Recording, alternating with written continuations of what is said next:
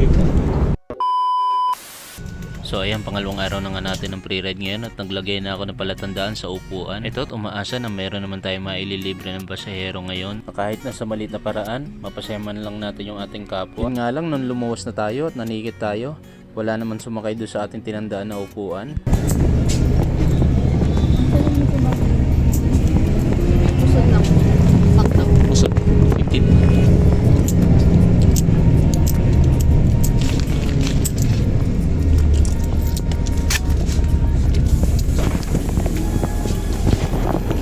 Dra. Sige, pasok lang po.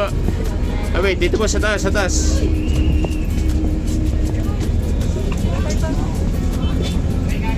Sige po.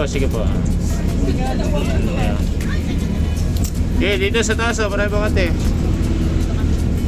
At kahit anong pilit ko nga sa mga pasahero na dito umupo sa may bandang taas, ay wala man lang talagang pumunta dito na gustong umupo. Kung kaya't wala tayong nailibreng pasahero na paluwas. Kaya ang gagawin natin, yung pauwi na lang tayo babawi. Ito nga't pauwi na kami at ang schedule nga pala ng unit namin ngayon ay sa Ayala, kaya sa Ayala kami pipila. Siya nga pala, binago ko nga pala yung pesto ng aking palatandaan. Nilagay ko sa pesto na madali lang maupuan.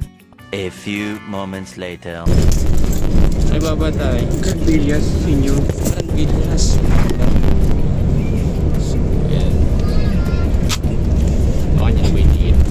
Okay na po yan tayo. Umupo kayo sa pre-ride. May pre-ride po kasi na yan. Pre-ride ko po kasi na. Ayaw na upuan na yan. Okay, wait, thank you ha. Tapos Thank you very much. yun. Kanina pa ako turo dyan na ba? Sino pala nito? Ha? Sino pala nito? Ano po? Ano lang po namin ang driver ko. Ano lang namin. Ah, okay. Thank you. Araw-araw po. Tuwing may biyahe po kami. Meron yan. Ano po? Selected po kasi yun eh. Kung saan may mga upuan na merong Hindi lahat. Apo, hindi po lahat.